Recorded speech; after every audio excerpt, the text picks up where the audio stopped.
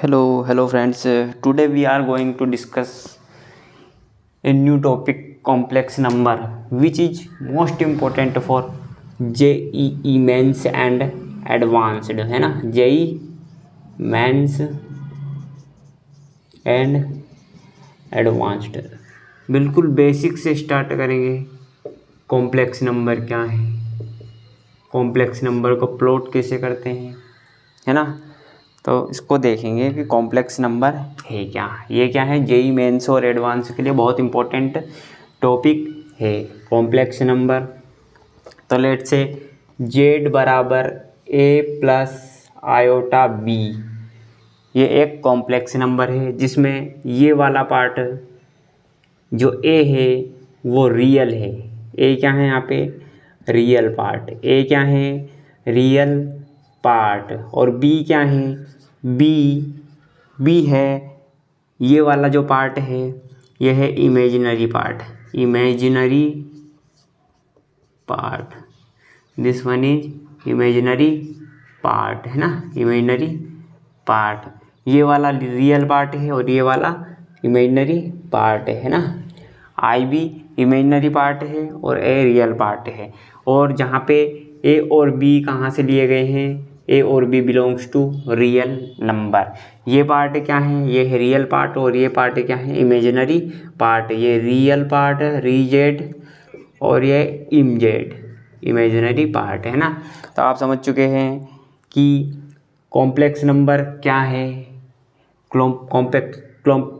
जो है complex number वो है जेड बराबर Z equal to A plus i B type का होता है, जहाँ पे ए होता है वो रियल पार्ट और ये वाला पार्ट इमेजिनरी पार्ट होता है। जहाँ पर ए और बी कहाँ से, रियल नंबर से लिए जाते हैं। और जहाँ पे ए रियल पार्ट और आई बी इमेजिनरी पार्ट होता है। अब देखेंगे हम इसके बाद कि जैसे अपन उसको प्लॉट कैसे करते हैं, इसको एक आर्गेंड प्लेन में प्लॉट कैसे करते हैं। जैसे मैंने एग्जांपल के लिए लिया 2 + 3 आयोटा, ये एक जेड इक्वल टू 2 + 3 आयोटा जो एक कॉम्प्लेक्स नंबर है। इसको आर्गेंड, इसको क्या बोलते हैं, इसको जो जहाँ पे प्लॉट करते हैं उसको आर्गेंड प्लेन, है ना, आर्गेंड प्लेन बोलते हैं।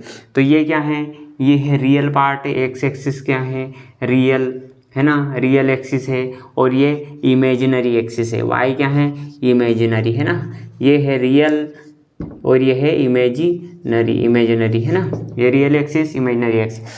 अब देखेंगे 2 और 3, तो 2 यहाँ पे 1 2, यहाँ पे 2 है और 3 1 2 3। तो इसको प्लॉट कैसे करेंगे, इसको करेंगे 2,3। यहाँ पे है ये जो कॉम्प्लेक्स नंबर है जेड इक्वल टू 2 + 3, इसको प्लॉट किया तो ये यहाँ पे प्लॉट होगी, है ना। अब देखेंगे द पावर ऑफ आयोटा क्या है, द पावर ऑफ आयोटा क्या है उसको समझ लेते हैं। द पावर ऑफ आयोटा, है ना। तो यहाँ पे लिखो the power of iota, the power of iotas, है ना। आयोटा की पावर क्या है, इसे आयोटा को क्या लिखते हैं, आई, है ना, सिंपल आई लिखते हैं। और आई का मतलब क्या होता है, आई इक्वल टू रूट में -1।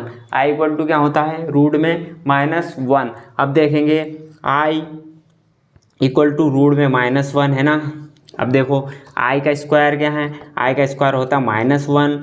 आई का क्यूब क्या होता है, आई का क्यूब होता है आई स्क्वायर को स्प्लिट करो और आई को इधर रखो, आई स्क्वायर -1 और आई, है ना। तो इसका आई क्यूब होता है -i और आई की पावर 4 होता है आई का स्क्वायर इंटू आई का स्क्वायर, मतलब -1 into -1 equal to 1। Similarly i की पावर 5 क्या होता है, आई की पावर 4 इंटू आई, मतलब आई होता है ना, आई होता है। और आई क्या होता है, -√1। और आई की पावर 6 क्या होता है, आई की पावर 4 इंटू आई का स्क्वायर। तो ये हो गया 1 इंटू आई का स्क्वायर -1, तो ये होगा -1।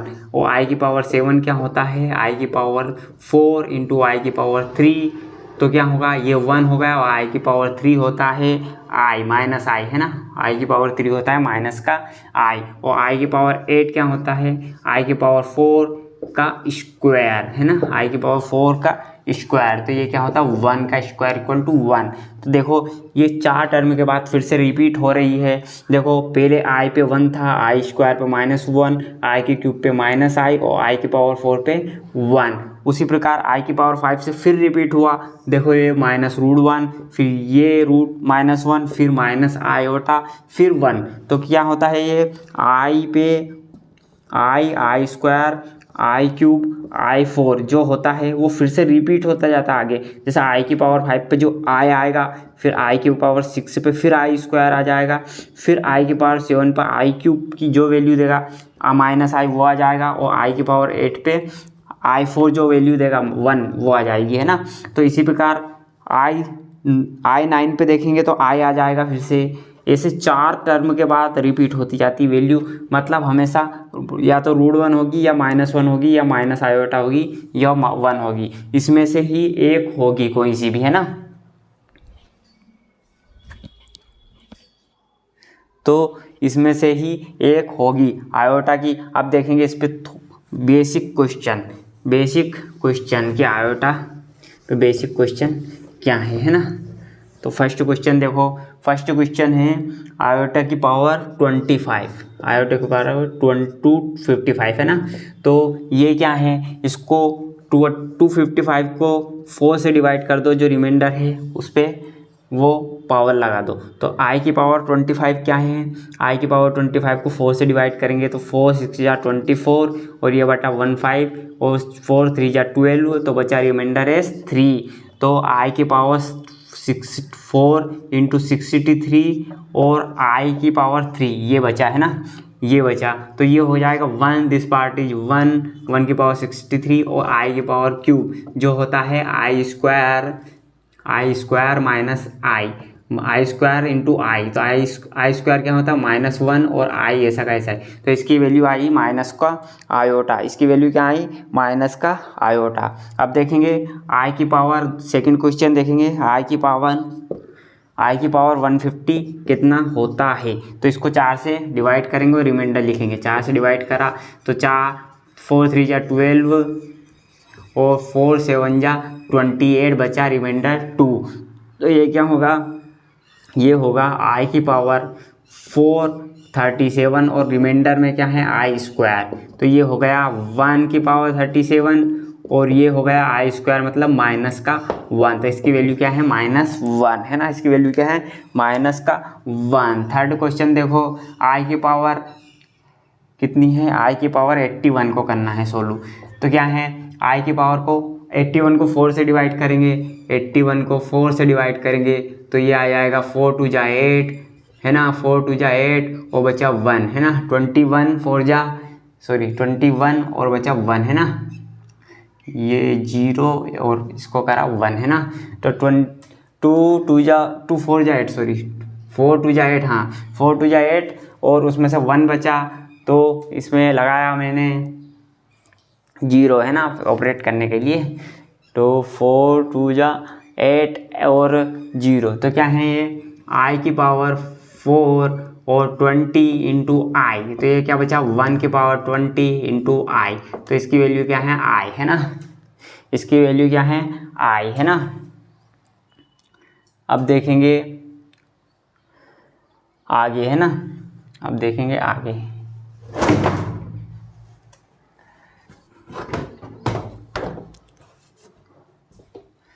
इसके आगे देखिए,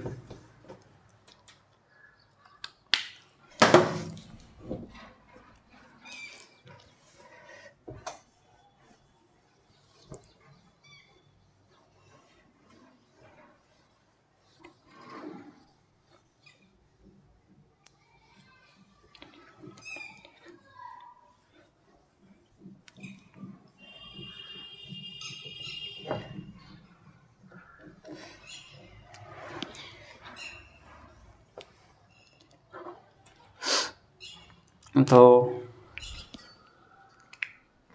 अब देखिए एक क्वेश्चन देखिए, नोट करें पहले तो, बहुत इंपॉर्टेंट चीज़ नोट करें, बहुत ही इंपॉर्टेंट है, बहुत ज़्यादा इंपॉर्टेंट है, नोट कर लेना, बहुत ही काम आएगी। ये है sum of any 4 consecutive any four, जो sum of any four consecutive, मतलब कंजिक्यूटिव मतलब होता है एक के बाद एक आना, एक के बाद जस्ट आने वाला, जैसे 1 के बाद 2 3 4 ऐसे कंजिक्यूटिव, 5 के बाद 5 6 7 8 कंजिक्यूटिव। कंजिक्यूटिव मतलब एक के पीछे वाला 4 टर्म तक कंजिक्यूटिव, मतलब एक के पीछे जो जस्ट आता है, ऐसे गैप नहीं करना है, उसके पीछे जो आता है कंजिक्यूटिव पावर्स, है ना, consecutive powers of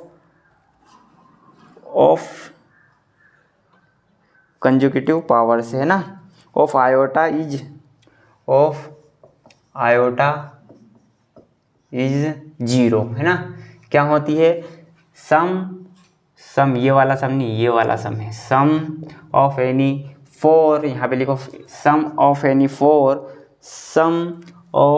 four consecutive power of iota is 0, मतलब आई की स्क्वायर, आई का क्यूब प्लस आई का क्यूब प्लस आई की पावर 4 प्लस आई की पावर 5, ये 5 कंजिक्यूटिव है, एक के बाद एक आने वाले पावर से है, इनका सम 0 होता है, इनका सम 0 होता है। निकाल के देख लो, आई स्क्वायर इक्वल टू -1, अरे यार निकाल के देख लो, यहाँ पे देखो आई स्क्वायर इक्वल टू -1, है ना, i square equal to -1 plus i का cube equal to i plus minus i plus i की power 4 equal to 1 plus i की पावर 5 इक्वल टू आई, तो इससे ये कैंसल, इससे ये कैंसल, तो इक्वल टू 0। तो ये हो गया प्रूव्ड, ये क्या हो गया, प्रूव्ड कि सम ऑफ 4 कंजिक्यूटिव, एक के बाद एक आने वाले कंजिक्यूटिव टर्म उनका सम होता है 0 होता है ना। सम ऑफ ये होता है पावर्स में आयोटा की, ऐसे नहीं है कि तुम रियल नंबर ले लो और बोलो कि कंजिक्यूटिव है इनका ये 0 आया, ये नहीं 0 है, ये है 0। कंजिक्यूटिव आयोटा की कंजिक्यूटिव पावर्स 0 होती है, आयोटा की कंजिक्यूटिव पावर 0 होती है ना। अब देखिए एक क्वेश्चन है IIT JEE का क्वेश्चन है फाइंड द वैल्यू ऑफ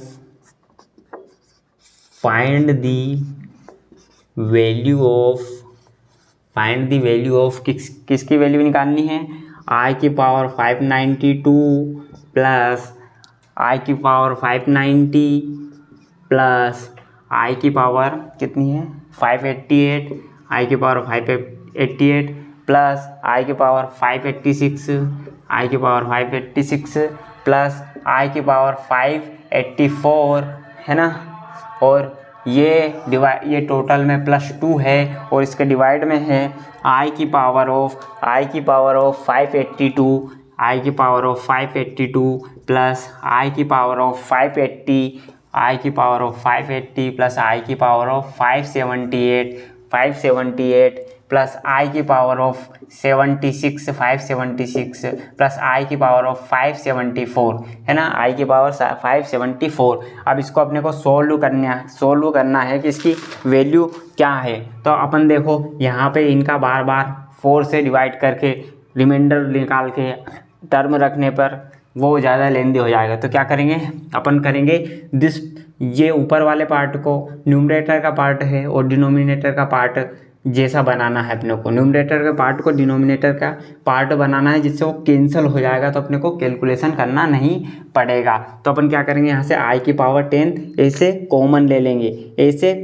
लेंगे, है ना। तो यहाँ बचेगा आई की पावर 582 प्लस आई की पावर 580, है ना, प्लस आई की पावर 578 प्लस आई की पावर ऑफ 576 प्लस आई की पावर 574 और नीचे भी यही टर्म है I58 plus I5060 plus I578 plus I576 plus I574, है ना, +2। ये इससे कैंसल बचा I10 + 2, तो ये क्या होता है 4 का स्क्वायर इंटू आई स्क्वायर प्लस 2। तो ये क्या होता है, ये होता 1, ये होता आई स्क्वायर प्लस 2, तो ये होता -1 प्लस 2 इक्वल टू 1। इसका आंसर क्या है, इसका है 1, इसका आंसर है 1। तो आप देखिए कैसे किया मैंने, इसको समझ लीजिए।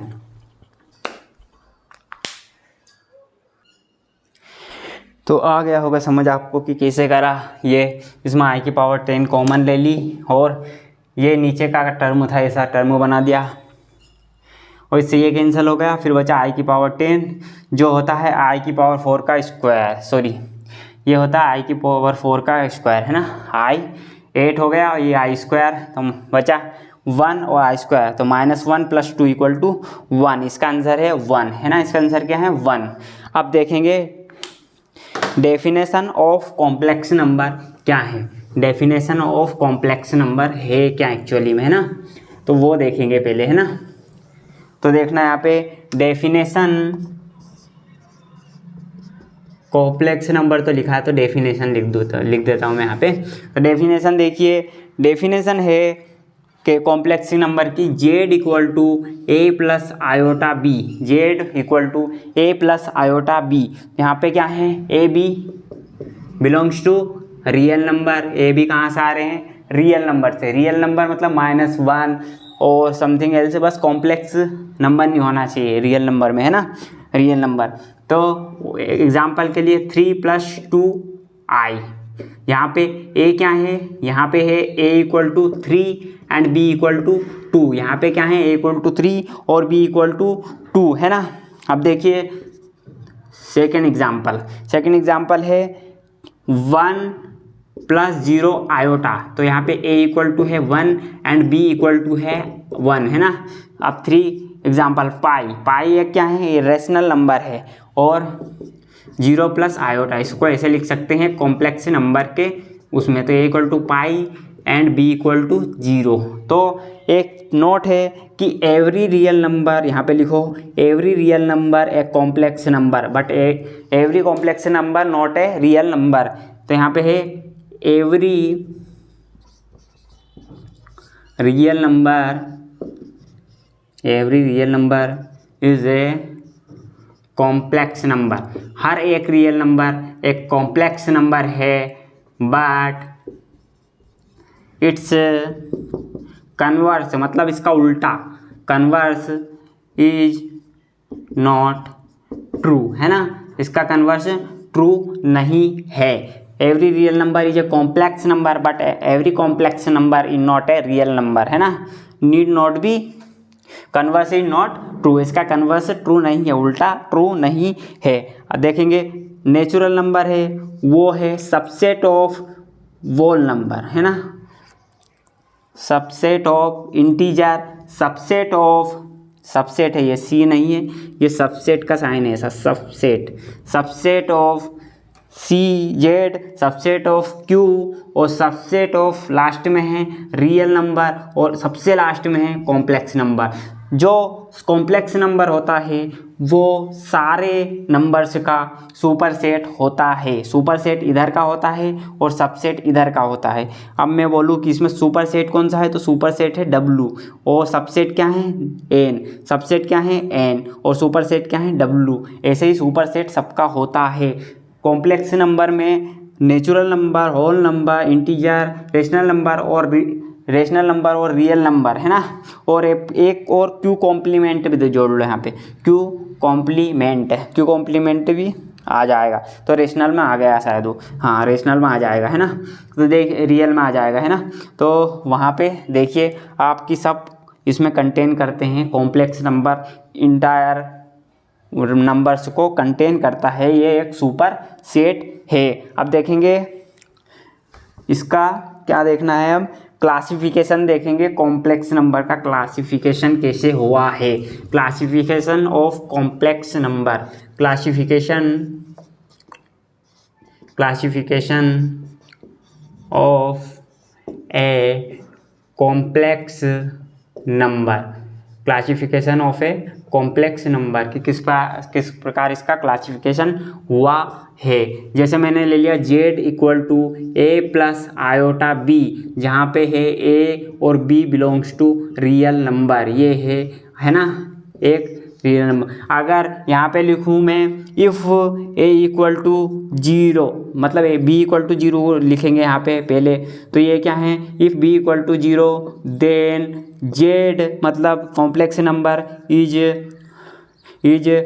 प्योरली रियल, है ना। अगर मैंने b को 0 ले लिया तो ये z हो जाएगा प्योरली रियल नंबर। और अगर मैंने यहाँ पे if a equal to 0 then z is purely imaginary. अगर मैंने a को 0 ले लिया और b को 0 नहीं लिया तो z क्या हो जाएगा, z एक प्योरली इमेजिनरी नंबर बन जाएगा, है ना। और अगर मैंने a और b दोनों को 0 ले लिया, if a equal to b equal to 0 then क्या होगा, देन ये होगा 0, पूरा टोटल क्या हो जाएगा 0, है ना। a equal to b equal to 0 then ये टोटल क्या हो जाएगा 0, ये भी 0, तो कॉम्प्लेक्स नंबर क्या होगा 0 एक ऐसे नंबर है, 0 एक ऐसा नंबर है जो प्योरली रियल है, प्योरली इमेजिनरी है बट नॉट इमेजिनरी, है ना। जो क्या होता है प्योरली 0 क्या है 0 जो 0 प्लस 0 आया, जो क्या है एक प्योरली रियल और प्योरली इमेजिनरी, है ना। प्योरली इमेजिनरी भी होगा प्योरली रियल और purely imaginary but not imaginary भैया देखो, प्योरली रियल भी होगा, प्योरली इमेजिनरी होगा, पर नॉट इमेजिनरी होगा, इमेजिनरी नहीं होगा, है ना। 0 प्लस 0 आयोटा। और एक केस और है इसका, अगर बीटा बराबर not equal to 0, if beta बराबर नॉट इक्वल टू 0 देन क्या होगा, then z equal to a 0 हो गया, बीटा बराबर नॉट इक्वल टू 0, तो ये प्योरली इमेजिनरी नंबर बन जाएगा। अगर बीटा बराबर नॉट इक्वल टू 0 है और a इक्वल टू 0 है तो ये प्योरली इमेजिनरी नंबर बन जाएगा, है ना। तो देखिए क्लासिफिकेशन, z एक मैंने नंबर लिया, उसमें पहले मैंने b इक्वल टू 0 रखा तो प्योरली रियल नंबर बन जाएगा, सेकंड केस में देखा a इक्वल टू 0 रखा तो ये प्योरली a इक्वल टू 0 रखा यहाँ पे, तो ये प्योरली इमेजिनरी नंबर बन जाएगा। और मैंने दोनों को 0 रखा तो ये 0 जो कॉम्प्लेक्स नंबर बन जाएगा, जो प्योरली रियल होता है, प्योरली इमेजिनरी होता है बट नॉट इमेजिनरी होता है, जो इमेजिनरी नहीं होता है, बस प्योरली रियल और प्योरली इमेजिनरी होता है। अब फोर्थ केस में ये 1 केस, ये 2 केस, ये थर्ड केस और ये फोर्थ केस में मैंने b बराबर नॉट इक्वल टू 0 रखा और a इक्वल टू 0 रखा, देन z बराबर 0 प्लस बीटा आयोटा जो कि purely b iota equal to purely imaginary number, जो कि प्योरली इमेजिनरी नंबर होगा, है ना, प्योरली इमेजिनरी नंबर होगा। अब देखिए इसमें geometric representation of A complex number, है ना, geometric representation of A complex number, जो कि मैंने पीछे बता दिया है, लेकिन एक बार और डिस्कस कर देता हूँ। क्या है कि ज्योमेट्रिकल, है ना, geometrical representation of A complex number, representation, है ना, किसका, कॉम्प्लेक्स नंबर का। ज्योमेट्रिक रिप्रेजेंटेशन क्या है कॉम्प्लेक्स नंबर का, ये देखो मैंने एक्सिस लिया तो ये है y जो कि इमेजिनरी एक्सिस है, क्या है, इमेजिनरी एक्सिस, और ये क्या है x, ये है रियल एक्सिस, क्या है, रियल एक्सिस, ये है रियल एक्सिस, और वो क्या है, इमेजिनरी एक्सिस, है ना। अब देखेंगे मैंने लिया एग्जाम्पल के लिए z बराबर 3 प्लस 4 आयोटा, तो a इक्वल टू क्या है, x की वैल्यू क्या है 3, 1 2 3, तो यहाँ पे 3 और 4 इधर 1 2 3 4, तो मैंने देखा यहाँ पे बन रही है ये 3 प्लस 4 आयोटा, 3,4 पे बन रही है ये z, है ना, 3,4 पे बन रहा है ना, 3,4 पे बन रहा है। अब देखना रीजेड क्या होता है, रीजेड मतलब real part of Z, real part of Z क्या है 3, तो रीजेड क्या होगा यहाँ पे 3, रियल पार्ट ऑफ जेड क्या है 3, तो यहाँ पे रीजेड क्या होगा 3, और इमजेड, इमजेड मतलब इमेजिनरी पार्ट ऑफ जेड, इमजेड मतलब ये, तो इमजेड होगा बी, बी होता है मतलब ये वाला होता है 3 और 4, इमजेड होगा 4 और रीजेड होगा 3, है ना। इसमें देखो रीजेड क्या है 3 और इमजेड क्या है 4, real part of Z 3 and imaginary part of Z 4, ऐसे निकालते हैं। अगर पूछा कि इमजेड निकालिए तो इमजेड निकालने के लिए ये वाला पार्ट लिखेंगे और रीजेड निकालने के लिए ये वाला पार्ट लिखेंगे। ए प्लस आयोटा बी, अगर कोई नंबर है z equal to A plus iota b तो रीजेड क्या है, रीजेड ए है, रीजेड ए है और इमजेड बी है, इमजेड क्या है बी है, इमेजिनरी पार्ट ऑफ जेड क्या है बी है ना। तो ज्योमेट्रिक मीनिंग समझ में आ गया होगा आपको। अब देखेंगे आगे, अब देखो आगे क्या होता है। अब देखो नोट लिखो, बहुत इंपॉर्टेंट नोट है, एक बहुत ही इंपॉर्टेंट नोट कि if a square plus b square 0 in real, real के केस में है, where a and b are real, a and b belongs to R, real number से, तो ये जब भी पॉसिबल है जब ए और बी दोनों 0 है, which implies that a equal to b equal to 0, इसमें दोनों 0 होना चाहिए तभी ये फॉलो करेगा, है ना। इसमें दोनों होना चाहिए, ए का स्क्वायर और बी का स्क्वायर दोनों होना चाहिए। और दूसरा क्या है केस, रियल इमेज वो उसमें कॉम्प्लेक्स के केस में क्या है, मैंने 2 कॉम्प्लेक्स से नंबर लिया, Z1 का स्क्वायर और दूसरा कॉम्प्लेक्स नंबर Z2 का स्क्वायर, है ना।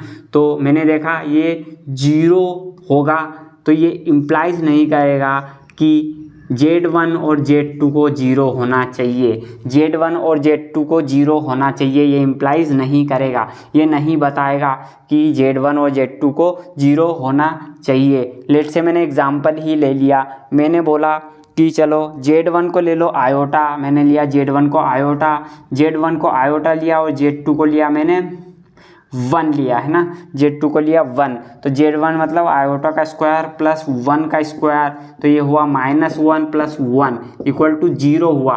बट यहाँ पे नहीं बता रहा है कि Z1 G1 है, Z1 जो है वो 0 है और Z2 भी 0 है।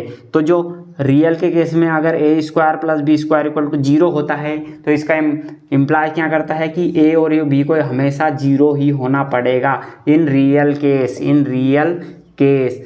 और कॉम्प्लेक्स में क्या है, कॉम्प्लेक्स में 2 कॉम्प्लेक्स को मैंने स्क्वायर करके करा 0 करा, तो ये इम्प्लाई नहीं करता, वो ये नहीं बताता कि Z1 और Z2 दोनों को 0 होना चाहिए।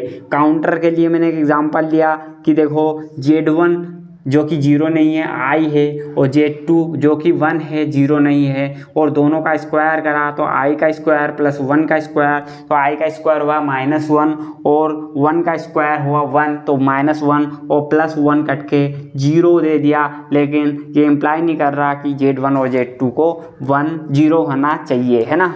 तो अब देखिए algebra of complex number, complex number को कैसे जोड़ते हैं, कैसे घटाते हैं, कैसे डिवाइड करते हैं, कैसे मल्टीप्लिकेशन करते हैं। तो देखिए कॉम्प्लेक्स नंबर का algebra, algebra of complex number, तो यहाँ पे हेडिंग डालेंगे algebra of complex number, algebra of complex number. यहाँ पे देखेंगे algebra of complex number. Let से मेरे पास Z1 है 3 + 4 आयोटा, है ना, और Z2 है, मेरे पास Z2 है 2 - आयोटा। तो मेरे को देखना है पहला कि Z1 + Z2 क्या होगा, दूसरा Z1 - Z2 क्या होगा, तीसरा Z1 × Z2 क्या होगा, और चौथा Z1 / Z2 क्या होगा, Z1 / Z2 क्या होगा, है ना।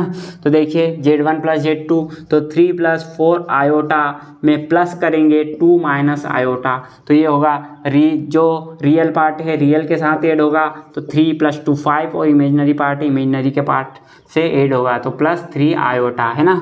और Z1 - Z2, तो 3 + 4 iota minus of Z2 2 - iota, तो ये क्या होगा 3 में से 2 माइनस करा जो माइनस होगा, तो 1 बचेगा रियल, रियल के साथ, और इमेजिनरी, इमेजिनरी के पास 7, तो 4 आयोटा और एक ये माइनस अंदर गया तो प्लस का आयोटा, तो 5 आयोटा, तो 1 + 5 आयोटा होगा इसका। अब ये देखिए इंटू कैसे होगा, 3 + 4 आयोटा और 1 2 माइनस आयोटा का मल्टीप्लिकेशन कैसे होगा। तो रियल ये पार्ट पहले उधर 3 × 2 6 और 3 और इसमें होगा तो माइनस का 3 आयोटा और इसका इसमें होगा तो प्लस 8 आयोटा, फिर इसका इसमें होगा तो माइनस का 4 आयोटा का स्क्वायर, है ना। तो ये देखो 6, ये 5 आयोटा बचा यहाँ से और ये माइनस का 4 × आयोटा क्या होता है -1, आयोटा का स्क्वायर क्या होता है -1। तो देखिए ये हुआ 10 + 5 आयोटा, 10 + 5 आयोटा, है ना, 10 + 5 आयोटा।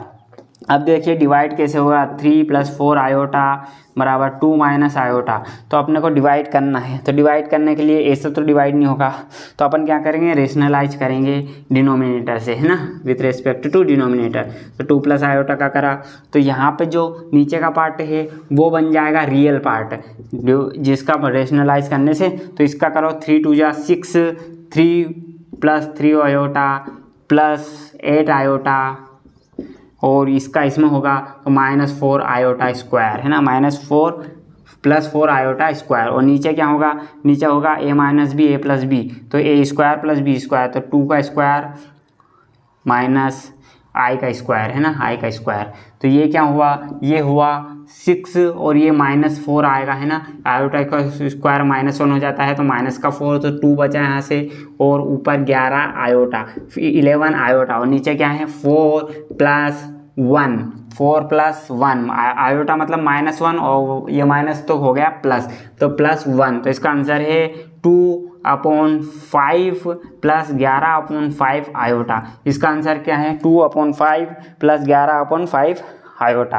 तो इसमें रीजेड क्या है, ये है रीजेड, रियल पार्ट ऑफ जेड है, और इन जेड क्या है, ये है इन जेड, इसमें ये क्या है इमेजिनरी पार्ट ऑफ जेड है। तो आई होप आपको अलजेब्रा ऑफ कॉम्प्लेक्स नंबर समझ आ चुका है कि अलजेब्रा ऑफ कॉम्प्लेक्स नंबर है क्या, है ना, कैसे करते हैं अलजेब्रा, है ना। अब देखेंगे इक्वालिटी ऑफ कॉम्प्लेक्स नंबर कि कॉम्प्लेक्स नंबर इक्वल कब होते हैं, कॉम्प्लेक्स नंबर इक्वल कब होते हैं। तो देखेंगे equality of complex number, equality of complex number. तो हेडलाइन डालो, यहाँ पे हेडिंग डालो, equality, equality of complex number, equality of complex number. यहाँ पे देखेंगे इक्वालिटी क्या है कॉम्प्लेक्स नंबर में, तो देखें Z1 बराबर 2 + आयोटा और Z2 = 3 + 4 आयोटा, है ना, Z2 = इनइक्वालिटी, यहाँ पे लिखेंगे inequality does not exist, inequality does not exist in complex number. जो इनइक्वालिटी है वो तो एग्जिस्ट ही नहीं करती, किसमें किसमें नहीं करती, ये इसमें कॉम्प्लेक्स नंबर में इनइक्वालिटी लगती नहीं है कि कौन बड़ा है कौन छोटा है कौन बराबर है, ऐसा कुछ भी नहीं लगता, है ना। डज नॉट एग्जिस्ट मतलब अपन कॉम्प्लेक्स में बता ही नहीं सकते कि कौन बड़ा है कौन छोटा है, डज नॉट एग्जिस्ट। जैसा अपन ने रियल में देखा कि 2 और 3 में 3 बड़ा है, 4 और 5 में 5 बड़ा है, 6 और 8 में 8 बड़ा है, 7 और 3 में 3 छोटा है ना, 7 बड़ा है, ऐसे इसमें देखा। लेकिन रियल में तो बता सकते हैं कि ये बड़ा है कौन छोटा है, लेकिन अपन इसमें नहीं बता सकते कॉम्प्लेक्स नंबर में कि कौन बड़ा है कौन छोटा है कौन बराबर है। Z1 और Z2 दो कॉम्प्लेक्स नंबर तभी बराबर होंगे जब x + iota y, x1 + iota y1 और x2 + आयोटा y2 में x1 = x2 होना चाहिए, ये और ये बराबर होना चाहिए, और एंड y1 और y2 बराबर होना चाहिए, ये और ये बराबर होना चाहिए, एक जैसा ही दिखना चाहिए, एक जैसा ही दिखना चाहिए। और ब्रीफ में बोले तो real part of Z1 = real part of Z2 होना चाहिए, और imaginary part of Z1 = imaginary part of Z2 होना ही चाहिए, है ना, होना ही चाहिए। जो ये इसके बराबर होना चाहिए और ये इसके बराबर होना चाहिए, तभी दो नंबर कॉम्प्लेक्स नंबर बराबर होंगे। जबकि इक्वालिटी इनइक्वालिटी कॉम्प्लेक्स नंबर में होल्ड नहीं करती है। इनइक्वालिटी का बोल ही नहीं सकते कॉम्प्लेक्स नंबर में कि कौन कॉम्प्लेक्स नंबर किससे बड़ा है किससे छोटा है। हम नहीं बता सकते दो कॉम्प्लेक्स नंबर को लेके कि कौन बड़ा है कौन छोटा है, बस बराबर का बोल सकते हैं अगर उसका रियल पार्ट दूसरे के रियल पार्ट से मैच खाता हो और उसका इमेजिनरी पार्ट दूसरे के इमेजिनरी पार्ट से मैच करता हो, है ना। अब देखेंगे शॉर्टकट एक शॉर्टकट है जो आपको काम आएगा आगे। शॉर्टकट है ना, शॉर्टकट देखेंगे। शॉर्टकट इसलिए है क्योंकि आप बार बार इसका कैलकुलेशन नहीं करेंगे। तो शॉर्टकट में आप देखेंगे i+2 1 माइनस आई की पावर स्क्वायर। तो देखो यहाँ पे प्लस है तो इसका सिंपली क्या करना है 2i कर देना है। यहाँ पे इसका मल्टीप्लिकेशन करके 2i कर देना है और इसका माइनस है तो माइनस का 2i कर देना है। देखो आप इसको पूरे को सोल्व करके भी देख लो 2i आएगा। देखो मैंने y+i का स्क्वायर को सोल्व करके देखा तो a+b का स्क्वायर क्या होता है a का स्क्वायर प्लस b का स्क्वायर प्लस 2ab है ना 2 1 इंटू आई। तो क्या है 1 -1 प्लस 2i। तो क्या बचा देखो 2i बचा ना, तो शॉर्टकट में डायरेक्ट लिख देंगे। अगर 1 प्लस आयोटा का स्क्वायर दिखा तो 2 आयोटा लिख देंगे और 1 माइनस आयोटा का स्क्वायर लिखा तो माइनस ऐसा लगा देंगे और 2 आयोटा कर देंगे। तो ऐसे होगा। अपन इसको जो करेंगे कि हाँ अपन पूरा एक्सपेंशन से करेंगे कि पूरा a+b का स्क्वायर करें तो ज़्यादा लेंथी हो जाएगा, तो शॉर्टकट बता दिया है। तो एक जेई का क्वेश्चन देखिए, जेई का बहुत ही इंपॉर्टेंट क्वेश्चन है। इस टाइप के क्वेश्चन जेई में बहुत ज़्यादा ही पूछे जाते हैं। तो क्वेश्चन है 1 प्लस आयोटा है ना और 1 माइनस आयोटा नीचे है और इस पे पावर है m/2 की और इक्वल में क्या है 1 प्लस आयोटा और नीचे 1 माइनस आयोटा और इसकी पावर है n/3 है ना। n/3 इक्वल टू 1 दिया है।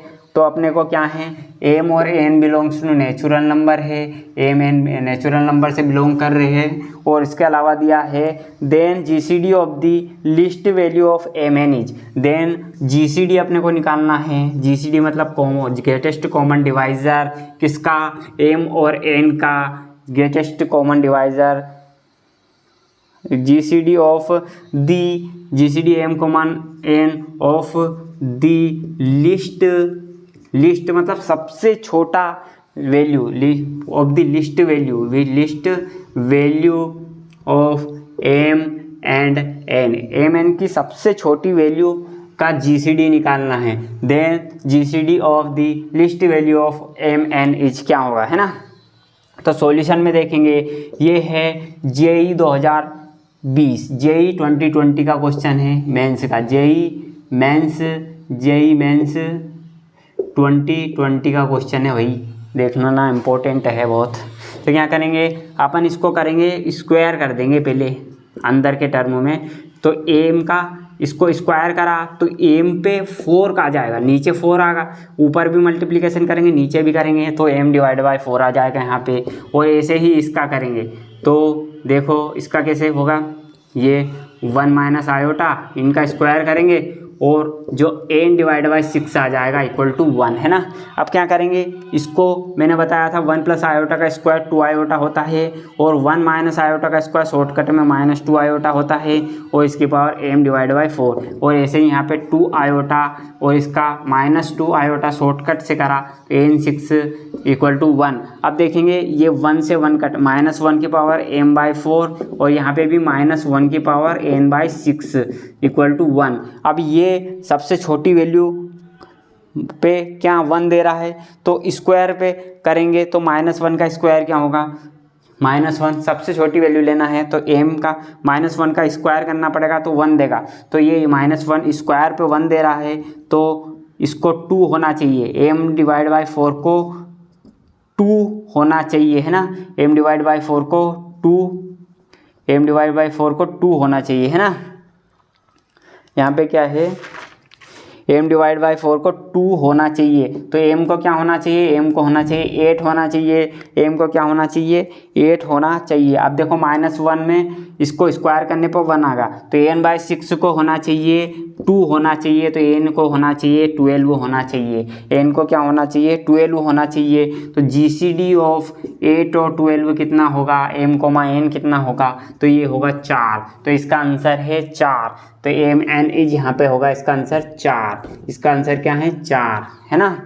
तो GCD of 8 and 12 equal to 4 है ना, तो इसका आंसर है 4, क्योंकि अपने को सबसे छोटी वैल्यू पे लगेगा। देखो यहाँ पे 4 पे भी आ सकता था, 4 पे भी आ सकता था -1, तो 4 रखते तो बहुत ज़्यादा वैल्यू हो जाती, 16 हो जाती, लेकिन अपने को लिस्ट चाहिए, तो लिस्ट के लिए अपने को सबसे छोटी वैल्यू रखनी है, तो वो 2 पर ही आएगी पॉजिटिव है ना, 1 आएगी पॉजिटिव 1। तो देखिए इसका आंसर है 4 है ना।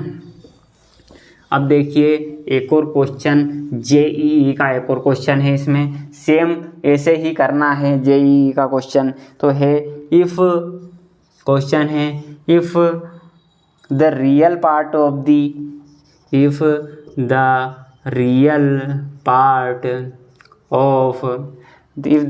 Part of the complex number को मैंने कॉम्प्लेक्स नंबर है ना, कॉम्प्लेक्स नंबर को कॉम्प्लेक्स नो लिख दिया है ना, नो मतलब नंबर है यहाँ पे है ना। देन क्या करना है, देन द वैल्यू ऑफ क्या निकालना है, then the value of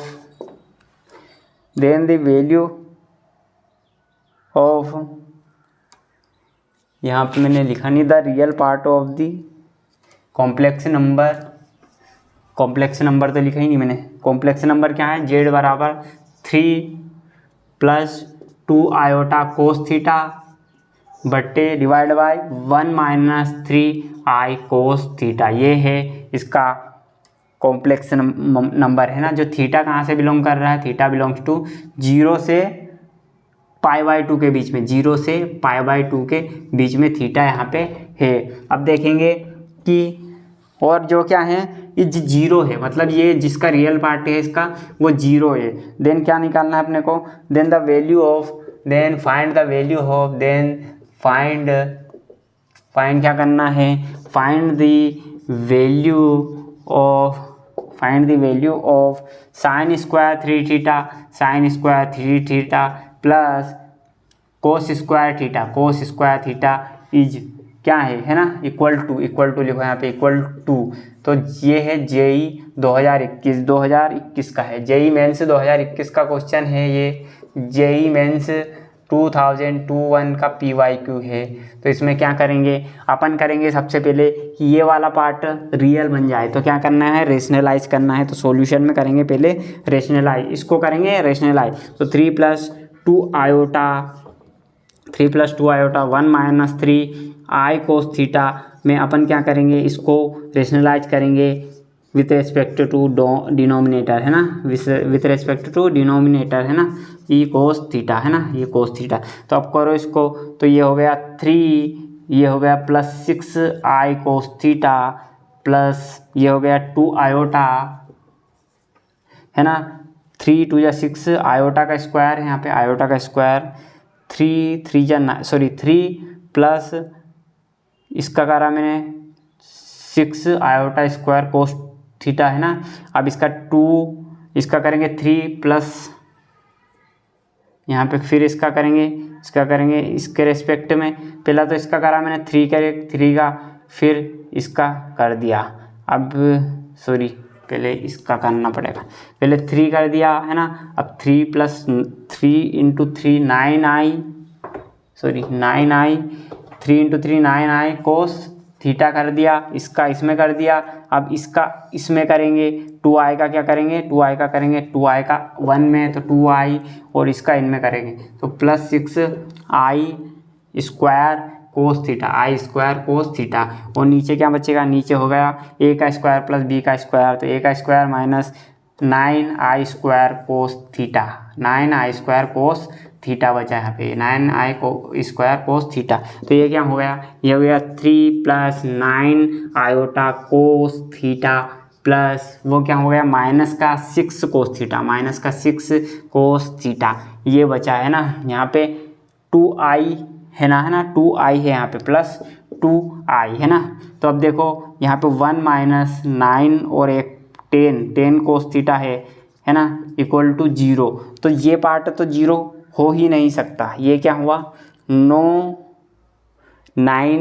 cos 9 है वहाँ पे, 1 प्लस 9 है वहाँ पे, इसका मतलब 9 कोस थीटा। तो ये पार्ट तो 0 होना ही नहीं है, क्योंकि डिनोमिनेटर तो 0 होता ही नहीं है। तो ये पार्ट होगा 0। तो इसको अरेंज करें तो ये होगा, रियल पार्ट को रियल में करें, माइनस इसको इमेजिनरी में करें, 3 minus 6 cos theta plus 6 cos theta, 3 minus 6 cos theta plus iota common लिया 9 कोस थीटा प्लस 2 है ना। तो इसमें क्या होगा, इसमें होगा ये वाला पार्ट है वो 0 प्लस 0 आयोटा, मतलब ये वाला पार्ट और ये वाला पार्ट दोनों 0 के इक्वल है, तभी ये 0 के इक्वल होगा। और ये तो हमेशा पॉजिटिव ही रहेगा और या नेगेटिव रहेगा, लेकिन 0 नहीं होगा। ये पॉजिटिव और नेगेटिव रहेगा लेकिन 0 नहीं होगा। अब देखिए 3 माइनस 6 कोस थीटा, इसको देखिए तो 3 minus 6 cos theta, i cos square theta था यहाँ पे, को i square cos theta, 3 plus 2i cos theta, अरे यहाँ पे कोस थीटा है यार, तो इसको सही से करो। 3 प्लस 9 आयोटा कोस थीटा है ना, 3 प्लस 9 आयोटा कोस theta plus 2 iota cos theta था यहाँ पे, प्लस 2 आयोटा कोस थीटा, और यहाँ पे था 6 आयोटा का स्क्वायर, मतलब माइनस को 1 प्लस 6 है ना आयोटा का स्क्वायर, और कोस स्क्वायर थीटा है ना, कोस स्क्वायर थीटा। तो इसको 3 प्लस 6 कोस स्क्वायर थीटा था, और यहाँ पे 9 कोस थीटा बाई 2, तो यहाँ पे 3 प्लस 6 कोस स्क्वायर थीटा था, 6 प्लस कोस, गलती कहाँ हुई, कुछ एक मिस्टेक है इसमें। देखो यहाँ पे 2i कोस थीटा, तो 3 का 3 से करा 9i कोस थीटा, यहाँ पे करा 2i कोस थीटा, ये 2i कोस थीटा, फिर इसका इसमें करा तो 6 आयोटा स्क्वायर है यहाँ पे, 6 आयोटा स्क्वायर कोस स्क्वायर थीटा है ना, 6 आयोटा स्क्वायर कोस स्क्वायर थीटा। तो दिस पार्ट 3 आयोटा स्क्वायर -1 है यहाँ पे, माइनस है यहाँ, माइनस 6 कोस स्क्वायर थीटा, तो 6 cos square theta equal to i cos theta plus 2, तो दिस पार्ट विल बी 0। तो 3 minus 6 cos square theta equal to 0। इससे इम्प्लाई होता है कि 3 minus 6 cos square theta equal to 0। तो cos square theta equal to 1/2, तो cos theta equal to क्या होगा, cos theta equal to 1/4, cos theta equal to 1/√2 होना चाहिए है ना, 1/√2, 1/√2।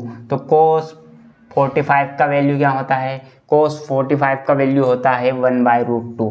तो कोस π/4 पे 1/√2 देगा, तो थीटा की वैल्यू क्या है, कोस π/4, थीटा की वैल्यू क्या है π/4। तो अपने को क्या निकालना है, अपने को निकालना है साइन स्क्वायर 3 थीटा और कोस स्क्वायर थीटा की वैल्यू। तो ये मैं रफ कर दे रहा हूँ यहाँ से। अब देखना है अपने को क्या है, थीटा इक्वल टू क्या निकला π/4, तो साइन स्क्वायर 3 π/4, मतलब टोटल का स्क्वायर प्लस π/4, कोस π/4 का स्क्वायर, कोस π/4 का स्क्वायर है ना, यहाँ पे स्क्वायर होगा। तो देखना अब होगा, तो ये 1/√2 होता है, साइन 3 π/4 1/√2, और इसका स्क्वायर प्लस कोस π/4√2 का स्क्वायर, क्योंकि जो होता है पाई माइनस, देखो साइन 3 π/4 को क्या लिख सकते हैं अपन, साइन 3 π/4 को लिखते हैं साइन पाई माइनस 3 पाई, साइन पाई माइनस π/4, और ये होता है sine pi minus theta, sine pi minus theta मतलब कोस π/4। जो सेकंड क्वाड्रेंट में होता है साइन और कोसेक पॉजिटिव होता है, तो ये कोस π/4 हो जाएगा। तो कोस π/4 मतलब 1/√2 का स्क्वायर, तो यहाँ हो गया 1/2 प्लस 1/2, तो ये हो गया 2/2 विच इम्प्लाइज दैट 1। इसका आंसर क्या है 1, तो इसका आंसर क्या आएगा 1 आएगा इसका आंसर। तो ये जेईई मेंस का क्वेश्चन था, थोड़ी सी माइनस में गलती हो गई थी है ना, देख लीजिएगा। अब देखिए इसके आगे, अब देखना है अपने को कि भैया इमेजिनरी पार्ट क्वेश्चन इसका देखेंगे। अब कॉन्जुगेट मॉड्यूलस बहुत इंपॉर्टेंट है, कॉन्जुगेट मॉड्यूलस, और इसका देखेंगे कॉन्जुगेट मॉड्यूलस और आर्गुमेंट, तीनों देख लेंगे और इसके साथ आज का ख़त्म करेंगे, है ना। तब देखिए कॉन्जुगेट क्या है, कॉन्जुगेट मॉड्यूलस क्या है और आर्गुमेंट क्या है। कॉन्जुगेट देखिए सबसे पहले, तो कॉन्जुगेट क्या है, सबसे पहले देखिए कॉन्जुगेट क्या है। तो कॉन्जुगेट है भैया, कोई कॉन्जुगेट में रिप्लेस करना है अपने को, आई को माइनस आई से रिप्लेस करना है। आई को किससे करना है रिप्लेस, माइनस आयोटा से रिप्लेस करना है। आई को किससे रिप्लेस करना है, माइनस आयोटा से करना है। जैसे एग्जांपल के लिए मैंने लिया एक a equal to A plus iota b, जो एक कॉम्प्लेक्स नंबर है, तो मैंने इसको रिप्लेस कर दिया ए आई को माइनस आई से, तो ये हो गया इसका इमेज, ये हो गया इसका कॉन्जुगेट। ये क्या हो गया, कॉन्जुगेट। एक मैंने 3+2 आयोटा एक कॉम्प्लेक्स नंबर लिया, तो पूछा इसका कॉन्जुगेट क्या है, तो इसके बीच में माइनस लगा देंगे और ये हो गया इसका कॉन्जुगेट। देखो ज्योमेट्रिक मीनिंग क्या है इसका, ज्योमेट्रिक मीनिंग ऑफ कॉन्जुगेट क्या है ना, ज्योमेट्रिक मीनिंग ऑफ कॉन्जुगेट। ये देखो पहले तो ज्योमेट्रिक मीनिंग क्या है कॉन्जुगेट का, कि उससे समझ आया कि भाई कॉन्जुगेट एक्चुअली में वर्क कैसे करता है। तो देखो ये है रियल एक्सिस, ये है इमेजिनरी एक्सिस, तो 3 - 2 आयोटा करना है अपने को। तो 3 कहाँ आएगा, 3 आएगा वही 1 2 3, है ना। 3,2 यहाँ पर आया है ना, 3,2 यहाँ गया, ये 1 2 है ना, यहाँ पे देखो ये 3,2 आ गया भैया, आ गया 3,2 है ना। तो इसका कॉन्जुगेट क्या है, 3 - 2 आई, है ना। तो 3 यहाँ पे है और -2 कहाँ पे है, यहाँ पे है -2, और यहाँ पे 2 है। तो इसका जो मिरर इमेज है, ये देखो मिरर इमेज यहाँ पे बन रही ना इसकी, 3 - 2 यहाँ पर आएगा फिर। तो जो इसका ऐसे पलट देंगे अपन, एक्सिस के रेस्पेक्ट में पलट देना ही इसका कॉन्जुगेट है। ये रियल एक्सिस है और ये इमेजिनरी एक्सिस है। तो 3,2 यहाँ पे प्लॉट हुई और 3 - 2 यहाँ पे प्लॉट हुई। तो ये दोनों इक्वल डिस्टेंस पे है, एक्सिस से इक्वल डिस्टेंस पे है, और ऐसे मैंने इसको ऐसे पलट दिया। बस इतना ही करना है कॉन्जुगेट में कि ये पलट देता है। अब देखेंगे मॉड्यूलस क्या होता है, modulus of A complex number. Conjugate तो देख लिया, अब देखेंगे modulus of A complex number. Second क्या है, modulus of A complex number, है ना, कॉम्प्लेक्स नंबर। देखो z बराबर मेरे को दिया a प्लस आयोटा b, तो इसका मॉड्यूलस क्या होगा, इसका मॉड्यूलस होगा अंडरवुड में a² प्लस b², है ना। क्या होगा इसका मॉड्यूलस, अंडरवुड में z, इसको दर्शाते हैं, इसको शो करते हैं, डिनोट करते हैं mod z, denoted as mod z, है ना। अब ज्योमेट्रिक मीनिंग देख लेते हैं इसका कि भैया ज्योमेट्रिकल मीनिंग क्या है, कि भैया mod z है क्या एक्चुअली में। तो geometrical meaning of complex number, है ना। ज्योमेट्रिक मीनिंग क्या है, तो देखो ये है एक्स एक्सिस, ये तो मैंने लिया चलो कि एक्स एक्सिस मतलब यहाँ से a, b लिया, ये a है और ये b है, यहाँ पे b है ना।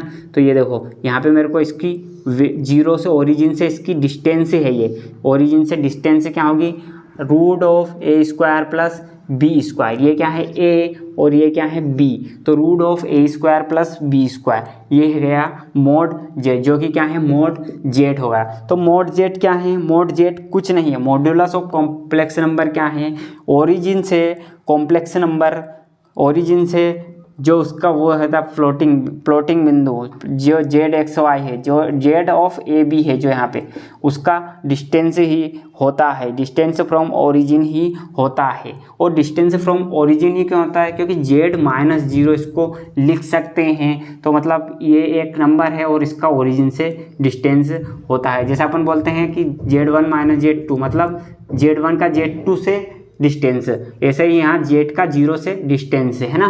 तो ओरिजिन से z का डिस्टेंस जो होता है वो mod z होता है। जैसे एग्जांपल के लिए लिया मैंने 3 + 4 आयोटा। चलो भैया 3 + 4 आयोटा का बनाओ, तो एक्स एक्सिस पे कितना 3, रियल पार्ट 3 और इमेजिनरी पार्ट कितना 4, इमेजिनरी पार्ट 4, तो ये 3,4 आ गया यहाँ पे 3,4। तो इसका डिस्टेंस क्या होगा, 3 यहाँ से है 4 यहाँ से है, तो 3 का स्क्वायर प्लस 4 का स्क्वायर इक्वल टू 25, 25 है √, तो ये 5 होगा। तो मॉड्यूलो जेड क्या होगा, 5 होगा। मॉड्यूलो जेड क्या होगा, 5 होगा। यहाँ पे 5, ये इसका 5 हो जाएगा है ना, 25 का √25 का। तो मॉड्यूलो क्या है, distance from origin of A complex number plotting है ना, प्लॉटिंग पॉइंट है ना, जहाँ पर अपन प्लॉट करते हैं कॉम्प्लेक्स नंबर, उसका डिस्टेंस है उसे मॉड्यूलस बोलते हैं। अब डिस्टेंस फॉर्मूला तो आपको पता है, डिस्टेंस फॉर्मूला क्या है, डिस्टेंस फॉर्मूला तो आपने देखा ही होगा, x2 - x1 वो √, में करते थे। तो डिस्टेंस फॉर्मूला लेट से मैंने बोला कि z1 = x1 + आयोटा y1 है, और z2 मैंने लिया एक और complex number x2 + iota y2 है ना।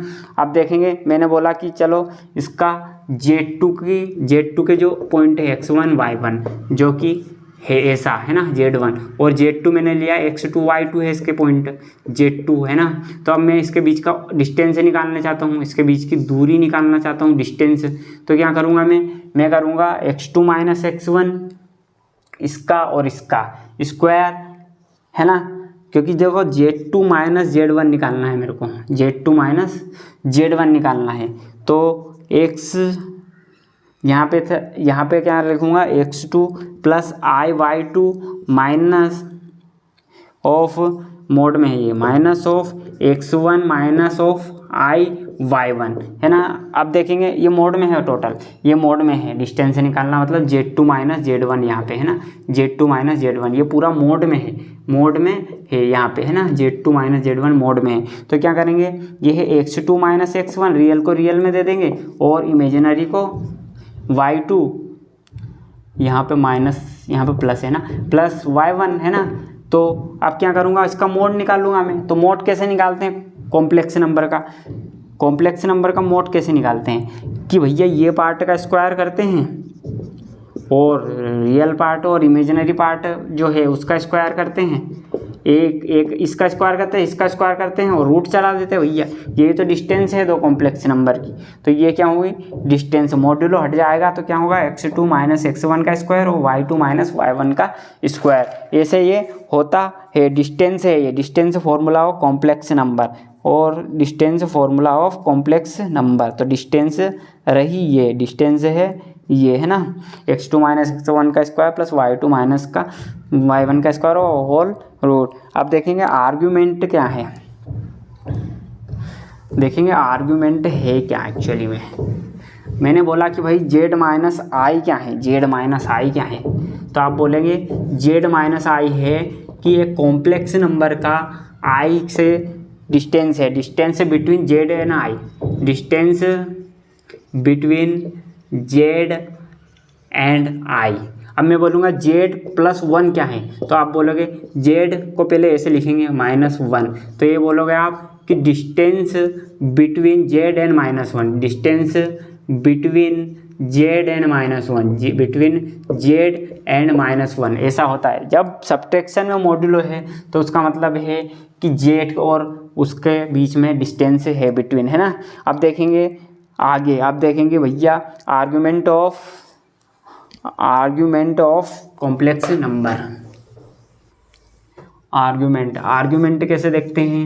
अब देखो आर्ग्यूमेंट क्या है, argument of A complex number का आर्ग्यूमेंट एक्चुअली में है क्या। तो देखो ये है रियल एक्सिस, ये है इमेजिनरी एक्सिस, और मान लो ये मैंने पॉइंट लिया कुछ भी एक, लेट से मैंने कुछ भी एक पॉइंट z है ना, z x y ले लिया, तो जो इसके साथ जो x एक्सिस के साथ ये बना रहा है, जो थीटा बना रहा है, उसको बोलते हैं अपन आर्ग्यूमेंट ऑफ कॉम्प्लेक्स नंबर है ना। Argument of z equal to theta, argument of z equal to theta क्या होता है, argument z equal to theta, ARG of z equal to theta होता है, क्या होता है, थीटा होता है। अब देखेंगे ACW क्या है, AC मतलब argument of complex, ACW argument of complex number है ना,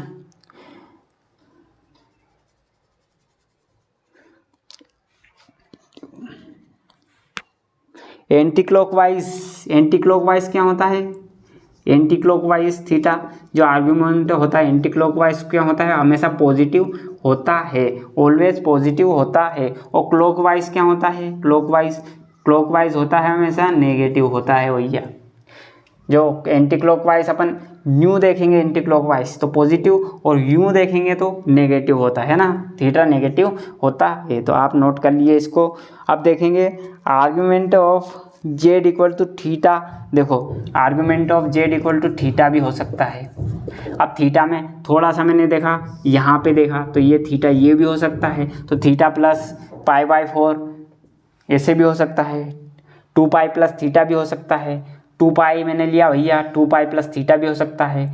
फिर मैंने बोला कि 2 चलो नहीं इसको और घुमा दो तो 3πy प्लस थीटा भी हो सकता है, 4πy प्लस थीटा भी हो सकता है, 2π मतलब 4πy प्लस थीटा, तो थीटा 2π प्लस थीटा और 4π प्लस थीटा पॉजिटिव में ऐसा। लेकिन जो थीटा होता है यहाँ पे वो होता है प्रिंसिपल आर्गुमेंट, जो सबसे छोटा होता है उसे बोलते हैं प्रिंसिपल आर्गुमेंट। क्या बोलते हैं, प्रिंसिपल आर्गुमेंट है ना, उसको बोलते हैं principal argument of complex number. तो आप देखेंगे प्रिंसिपल आर्गुमेंट है क्या, आर्गुमेंट तो मतलब थीटा है ना, जो कि घूमता है, उसको प्लॉट करने पर जो कॉम्प्लेक्स नंबर है, थीटा क्या है, एक जो कॉम्प्लेक्स नंबर के पॉइंट है उसको जो थीटा से घुमाए जाते हैं वो एंगल है, उसे आर्गुमेंट बोलते हैं। ये यहाँ पे भी आ सकता है, ये यहाँ पे भी आ सकता है, ये यहाँ पे भी आ सकता है, लेकिन प्रिंसिपल क्या है वो देखना अपने को कि principal argument of complex number क्या है। तो यहाँ पे देखो principal argument of complex number, देखो principal argument of complex number क्या है। तो भैया पहले तो नोट करो कि प्रिंसिपल आर्गुमेंट हमेशा -π और π के बीच में होता है। Principal argument always belongs to π and -π। तो प्रिंसिपल, ये वाला प्रिंसिपल यहाँ पे है, सॉरी, प्रिंसिपल आर्गुमेंट क्या होता है, प्रिंसिपल आर्गुमेंट होता है बिलोंग्स टू, कहाँ से करता है, बिलोंग्स टू -π से +π के बीच में ही होगा, हमेशा ही -π और +π के बीच में ही होगा। जैसे अपन इधर से ले तो इधर से ये लेंगे, और अगर इधर से ले तो इधर से इतना लेंगे, और अगर यहाँ पे होगा तो अपन इधर से नहीं, अपन लेंगे इधर से लेंगे फिर, और यहाँ पे होगा तो अपन यहाँ से लेंगे, है ना, इधर से लेंगे। अब देखिए कि shortcut method to find principal argument, principal argument find कैसे करते हैं, है ना, principal argument find, how to find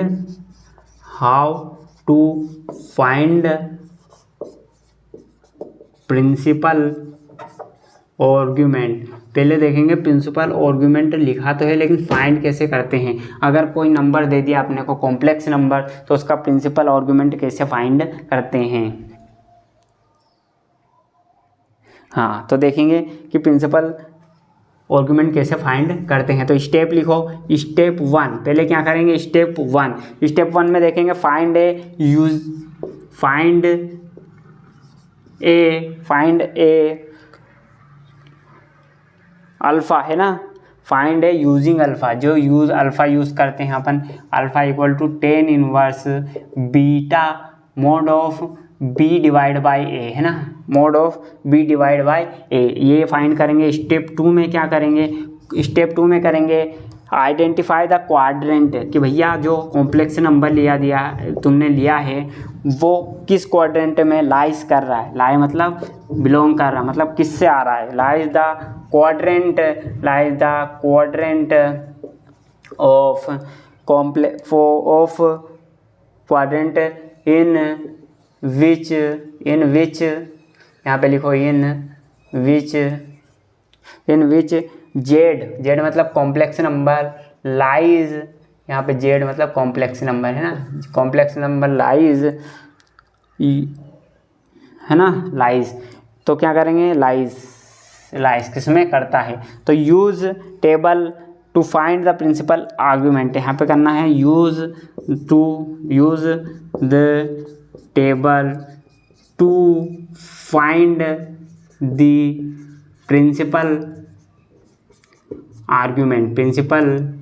argument. तो प्रिंसिपल आर्गुमेंट कैसे फाइंड करेंगे, तो उसके लिए एक टेबल है नीचे, देखो ये वाली टेबल है। देखो अगर फर्स्ट क्वाड्रेंट में आया तो फर्स्ट क्वाड्रेंट में अल्फ़ा लेंगे, सेकंड क्वाड्रेंट में आया तो पाई माइनस अल्फ़ा लेंगे, और अगर थर्ड क्वाड्रेंट में आया तो अल्फ़ा माइनस पाई लेंगे, और फोर्थ में आया तो हम लेंगे माइनस ऑफ अल्फ़ा, है ना। तो ये याद कर लीजिए, फर्स्ट क्वाड्रेंट में आया तो अल्फ़ा लेंगे, सेकंड में आया तो पाई माइनस अल्फ़ा लेंगे, थर्ड में आया तो अल्फ़ा माइनस पाई लेंगे, और फोर्थ में आया तो माइनस ऑफ अल्फ़ा लेंगे, फोर्थ में आया तो माइनस ऑफ अल्फ़ा लेंगे। अब देखेंगे एक इस पे एग्जाम्पल कि भाई बताओ तो सही कि कैसे करते हैं। तो लेट से z बराबर -1 माइनस ऑफ √3 आएगा, मेरे को क्वेश्चन दिया कि बोलो इसका आर्गुमेंट निकालो, थीटा निकालो। तो पहले क्या करेंगे, पहले करेंगे हम tan inverse alpha equal to tan inverse beta y है। तो बीटा क्या है, माइनस का √3 और 1 है ना, और क्या हो गया, तो alpha equal to tan inverse √3, मतलब मॉड्यूलो में है तो प्लस में √3 आया।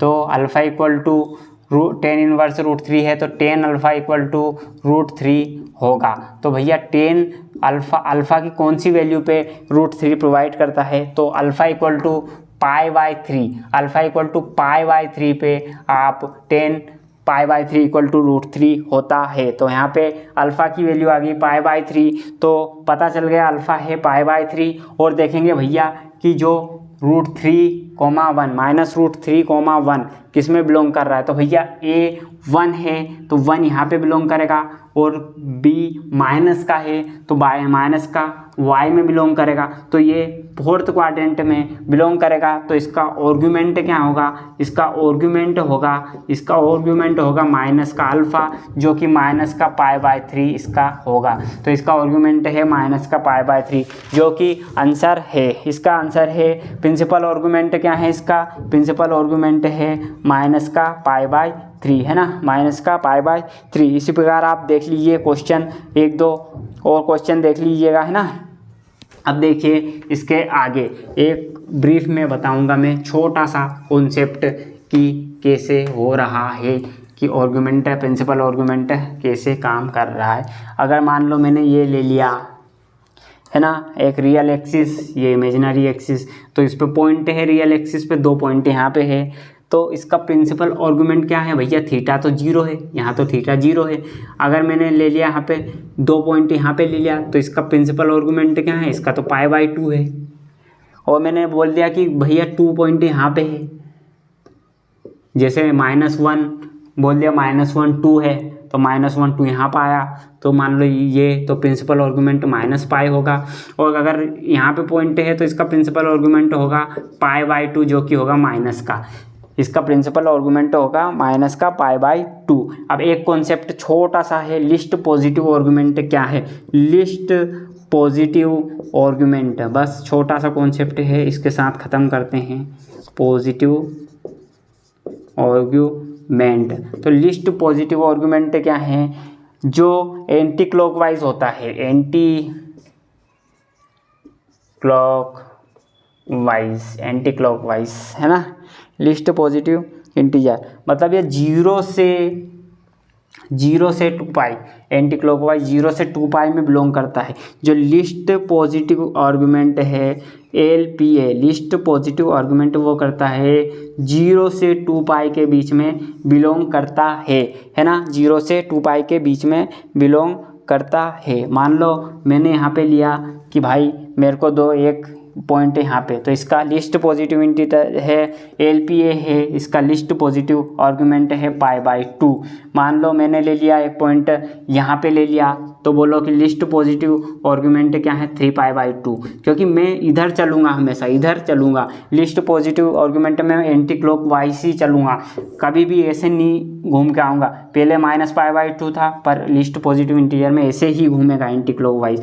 जैसे मैं यहाँ पर आ गया एंगल, तो यहाँ पे डायरेक्ट निकाल दो कि ऐसे प्रिंसिपल आर्गुमेंट, तो डायरेक्ट यहाँ पे, अगर यहाँ पे आ गया तो -3 पे, यहाँ पे आ गया तो 2π, यहाँ पे देखो मैंने 2π इंक्लूड करा है और 0 एक्सक्लूड किया है। तो अगर 0 यहाँ पे आया, अगर मतलब पॉइंट यहाँ पे है तो 2π ही लेंगे, 0 नहीं लेंगे, 0 एक्सक्लूड, इसका मतलब है एक्सक्लूड मतलब इसको नहीं लेना है, और इसका मतलब है 2 पाई। जो ऐसा ब्रैकेट होता है मतलब इसको लेना है, और ऐसा छोटा ब्रैकेट रहता है मतलब इसको छोड़ना है, ऐसा रहता है ना। तो आपने देख लिया होगा। अब प्रॉपर्टीज़ देखेंगे, वो देखेंगे बाद के लेक्चर में, कल के लेक्चर में प्रॉपर्टीज़ देखेंगे मॉड्यूलस की प्रॉपर्टी कल के लेक्चर में देखेंगे। तो आज के लिए इतना ही, धन्यवाद, थैंक यू। सब्सक्राइब कर दीजिएगा अगर करना हो तो।